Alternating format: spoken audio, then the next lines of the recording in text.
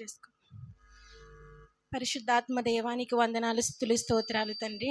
గడిచిన పునరుద్ధాన దినం నుండి నేటి పునరుద్ధాన దినం వరకు మమ్మల్ని, మా కుటుంబాన్ని, మా సంఘాన్ని, సంఘ పెద్దల్ని, దైవజనురాళ్ళందరినీ క్షేమంగా కాపాడి మా క్షేమాన్ని ఇచ్చారు. నీకు వందనాలు ప్రభువా. సజీవులు మీరు మాకు ఇచ్చిన కృపను, ధన్యతను బట్టి వందనాలు, స్తుతులు, స్తోత్రాలు ప్రభువా. ఇదిగోండి తండ్రి, ఎన్నిక లేని దాన్ని నన్ను ఉన్నారు తండ్రి. నా నోటి నుంచి ఏది కాని మాట రాకుండా ప్రభువా తండ్రి, మీరే నన్ను జ్ఞాపకం చేసుకుని నా నోటి ద్వారా తండ్రి మీరే నీ వాక్యాన్ని ప్రభువా ప్రతి హృదయాన్ని నాటుతారని ప్రభువా, నాటిన దాన్ని వ్యర్థమైపోకుండా ప్రభువా అది ఫలించి అభివృద్ధి పొందేటట్టు కృప చూపిస్తారని ఇచ్చి ప్రార్థన చేసినాము అడిగి అనుకుంటున్నాను తండ్రి. ఆమేన్. సామెతల గ్రంథము 16వ అధ్యాయం 17వ వచనం. చెడుతనము విడిచి నడుచుటయే యథార్థవంతులకు రాజమార్గము, తన ప్రవర్తనను కనిపెట్టువాడు తన ప్రాణమును కాపాడుకొనును. ఇక్కడ మెయిన్ టాపిక్ ఏంటంటే తన ప్రవర్తనను కనిపెట్టువాడు తన ప్రాణమును కాపాడుకొనును. నిజమే కదా, మన ప్రవర్తన ఎలా ఉంటే మనకంత వాల్యూ ఉంటుంది. మన క్యారెక్టర్ కరెక్ట్ లేకుండా మనం ఎవరిని జడ్జ్ చేసినా అది ఎలా ఉంటుందంటే మనకి వాల్యూ అనేది ఉండదు. మనం ఇచ్చే జడ్జిమెంట్ ఎంత కరెక్ట్గా ఉన్నా మన ప్రవర్తన అనేది సరిగా లేకపోతే మనకి అక్కడ స్థలంలో విలువ అనేది ఉండదు. దేవుడు కూడా మన క్యారెక్టర్ని ఎంతో వాల్యుబుల్గా ఉంచుకోమని ఈ పరిశుద్ధ గ్రంథంలో చెప్తున్నారు. అయితే చాలామంది ప్రవర్తనను సరి చేసుకోలేని వాళ్ళు ఎలా ఉన్నారు, ఏమైపోయారో మనకు తెలుసు.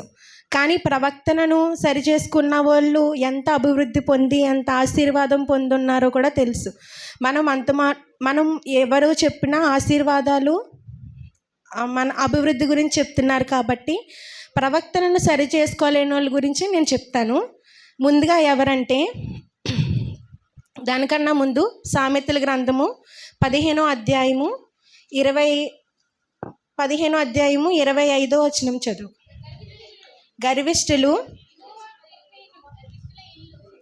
గర్విష్ఠుల ఇల్లు యెహోవా పెరికివేయును, విధవరాలి పొరిమేలను ఆయన స్థాపించును. మన ప్రవర్తన సరిగా ఉండాలంటే మనలో శాంతి వచనాలు ఉండాలి కదా.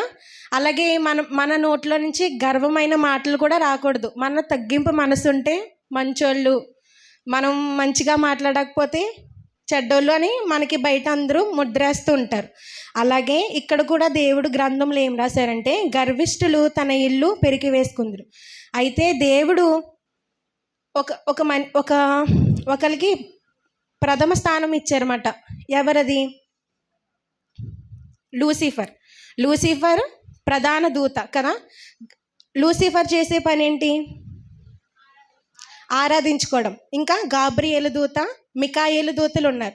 గాబ్రియేలు దూత అంటే దేవుని వర్తమానాన్ని తీసుకుని వచ్చి చెప్పేది. మికాయేలు దేవుని చిత్తాన్ని నెరవేర్చే దూత.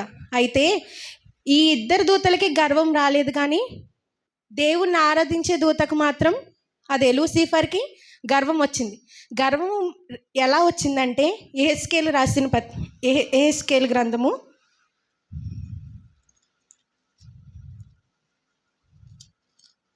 19వ అధ్యాయము 10వ వచనం. మరియు నీకు క్షేమము కలిగి ఉండగా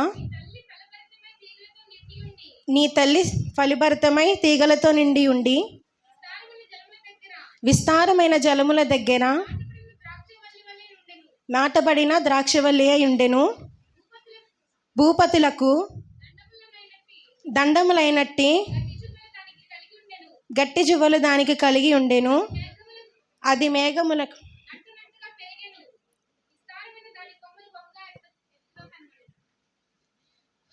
అయితే లూసిఫర్ దూతకి అలాంటి గర్వం వచ్చిందన్నమాట. ఎలా అంటే దేవుడు మహిమలో నివసించేవాడు కదా, ఆ మహిమను వెళ్ళి నేనెందుకు ఆ మహిమలో నేను చేరకూడదు. అయితే అది ఆరాధించే దూతని తను చేసే తన ప్రవర్తనను మర్చిపోయి దేవుడి స్థానాన్ని కోరుకున్నది. కానీ ఏం చేశాడు దేవుడు చెప్పండి, తెలీదా లూసిఫర్ గురించి? త్రోసివేశాడు. ఎక్కడికి? పాతాళంలోనికి త్రోసివేశాడు అన్నమాట. అయితే స్తుతుల మీద ఆసీనుడై ఉన్న దేవుడు తన మహిమను కోరుకున్నది కనుక ప్రధానమైన దూత అనగా లూసిఫరు కిందకి త్రోసివేయబడింది. అయితే యేస్కేలు రాసిన గ్రంథము 19వ అధ్యాయము 11 నుంచి 14లో ఏముందంటే, అది దాని యొక్క గర్వమైన మనసు, గర్వమైన దాని యొక్క ఆలోచనలు అన్నీ లూసిఫర్ని అక్కడ దేవుడు, మనం ఇంటికి వెళ్ళి కరెక్ట్గా దాన్ని ధ్యానించుకుంటే దాని యొక్క గర్వం అనేది కనపడుతుంది. అయితే మనం కూడా మనలో గర్వం వచ్చిందంటే దేవుడు ఏం చేస్తాడో చూద్దాము. సామెతల గ్రంథము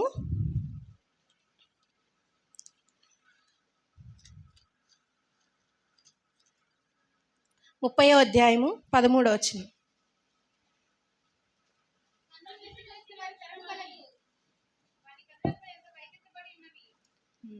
దేశంలో ఉండకుండా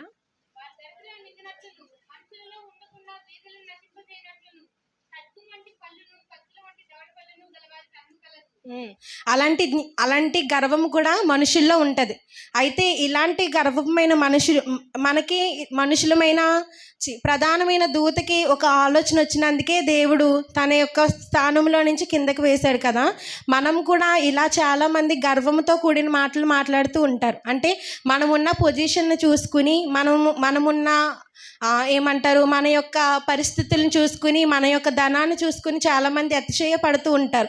అయితే దేవునికి కావాల్సింది గర్వము, అతిశయము లేదా దేవుని స్థానము కోరుకోవటం కాదు. కానీ మనము ఎలా ఉండాలంటే తగ్గింపు మనసుతో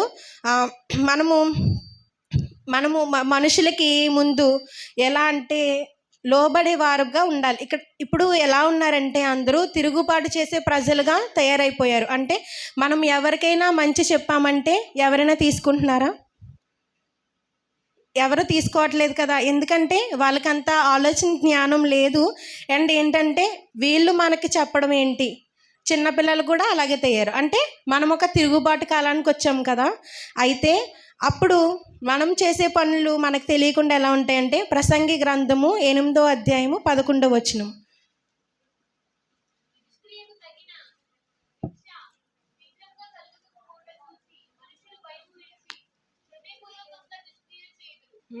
చూసారా? అంటే వాళ్ళకి ఇష్టం వచ్చినట్టు దుష్క్రియలు చాలా ఫాస్ట్గా చేస్తున్నారంట. మనుషులు భయము విడిచి వాళ్ళ హృదయపూర్వకంగా, అంటే దేవుడి మీద భయము భక్తి లేకపోతే హృదయంలోకి మంచి ఆలోచనలు వస్తాయి కదా.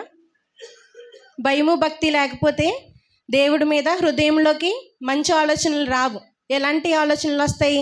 దేవుడి నుంచి మనల్ని దూరం చేసే ఆలోచనలే మనకి వస్తాయి అన్నమాట. అంటే ముందు మనకి దేవుని యందు ఏముండాలి? భయము ఉండాలి. భయము ఎంత ఇంపార్టెంటో దేవుని దగ్గర భక్తి కూడా అంతే ఇంపార్టెంట్. భయం వేరు, భక్తి వేరు కదా. అయితే మనము భయము భక్తి కలగకుండా ఉన్నామంటే అప్పుడు దేవుడు ఏం చేస్తాడంటే, మనం ఎవరికైతే ఎక్కువ ప్రయారిటీ ఇస్తున్నామో, అంటే మనం ఎవరైతే రాజులుగా అనుకుంటున్నామో వాళ్ళ ముందే మనకి అవమానం తెస్తాడనమాట. అది కూడా కీర్తనల గ్రంథము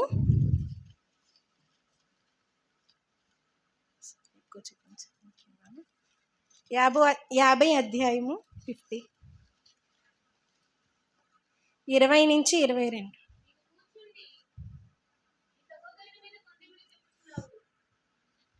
చెప్పండి.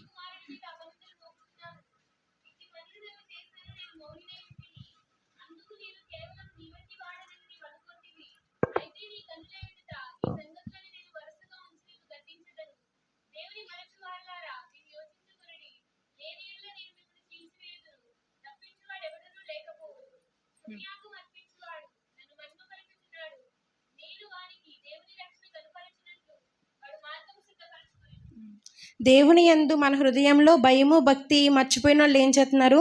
వారు కూర్చుండి వారి సహోదరుల మీద కుండంలాడుచున్నారు. అంటే మన తోటి సహోదరులు, మనమందరము ఒకే కుటుంబస్తులం కదా. అందరము పరలోక రాజ్యంలో ఒక కుటుంబస్తులము. అయితే మనందరము ఏం చేస్తున్నాము? ఒక సహోదరి బాగోకపోతే ఇంకో సహోదరి దగ్గరికి వెళ్ళి కొండెములు చెప్పుకుంటున్నాం. ఆదరణ లేదు మనకి కదా. అలా దేవుని యందు భయము భక్తి లేనోళ్ళు ఏం చేస్తున్నారంటే ఇలా కొండెములు చెప్పే వారి కింద తయారయ్యారు అన్నమాట. 2వ వచనము 21 వచ్చి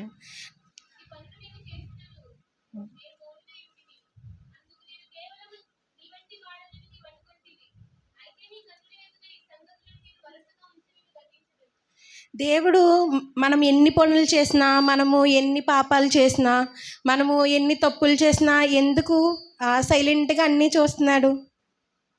చూడట్లేదా? మనం ఎన్ని ఒకరి మీద వెళ్ళి బోళ్ళని అబద్ధాలు చెప్పేసామనుకోండి, అవన్నీ దేవుడు చూడకుండా ఉంటున్నాడా? చూస్తున్నాడు కదా. కానీ ఎందుకు మనల్ని ఇంకా క్షమించే మనసు కలిగి దేవుడు ఉన్నాడు? మనమైతే ఉంటున్నామా? మనల్ని ఒక చిన్న మాట అనుకున్నానే ఎవరైనా అన్నారంటే ఒప్పుకోరు కదా ఎవరు కదా. కానీ దేవుడు ఎందుకు అంత మనసు కలిగి ఉన్నాడు? మనం ఎందుకు ఉండలేకపోతున్నాం?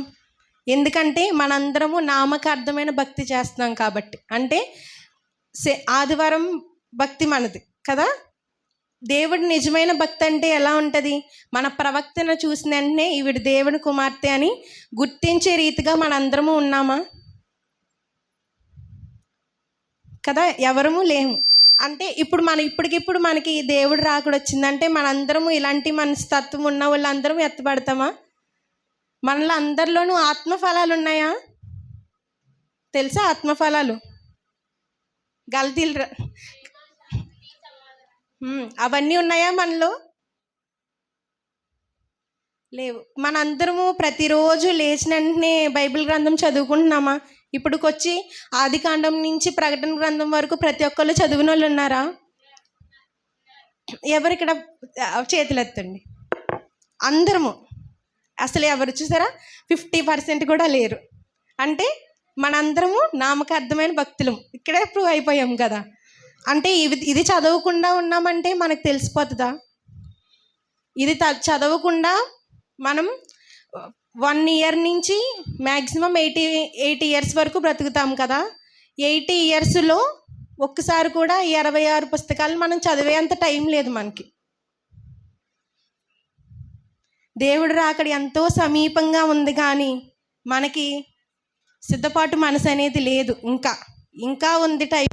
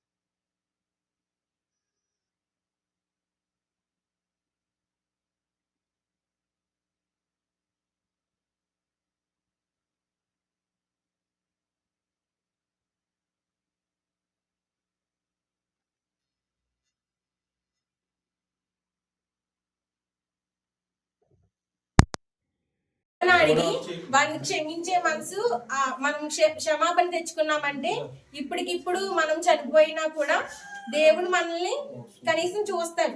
అదే మనము అన్ని దేవుడికి ఇష్టం లేని పనులన్నీ చేసి ఆత్మ ఫలాలు ఒకటి కూడా లేకుండా అన్ని శరీర ఫలాలు ఉంటే మనకు తెలియకుండానే అపవాది సంబంధి అయిపోతున్నాం కదా. అయితే అలా కాకుండా మనం ఏం చేయాలంటే ఆత్మ ఫలాలు ఎన్నైతే ఉన్నాయో శరీర ఫలాలు కూడా అన్నీ ఉన్నాయి. అయితే ఆ రెండిట్లని అసలు ఇంటికి వెళ్ళిన తర్వాత చదువుకుని రిఫరెన్స్ చెప్తాను. గలతీయులకు రాసిన పత్రిక 5వ అధ్యాయము 18 నుంచి 23 వరకు ఉన్నాయి. అవి ఇంటికి వెళ్ళిన తర్వాత ఇందులో ఎన్ని ఉన్నాయో మీకు తెలుస్తాయి కదా. అంటే మాకు పైన చూసిన వాళ్ళకి మన అంతరాత్మకి మనకి తెలిసింది చాలా ఉంటాయి. అయితే దీనికి మనం శరీర కార్యాలు మనలో ఎన్ని ఉన్నాయి, ఆత్మ ఫలాలు మనలో ఎన్ని ఉన్నాయో మనం ఒకసారి యోచన చేసుకుని దేవుని యందు మనం క్షమాపణ కలిగి దేవుని దగ్గర మనము పశ్చాత్తాపం కలిగితే మనము దేవుని యొక్క రాజ్యంలో మనందరము ఏక కుటుంబం గలవారమై ఉంటాం. ఎవరినైనా బాధ పెట్టి ఉంటే క్షమించండి. చిన్న వాక్యం దేవుడు దీవించుగాక.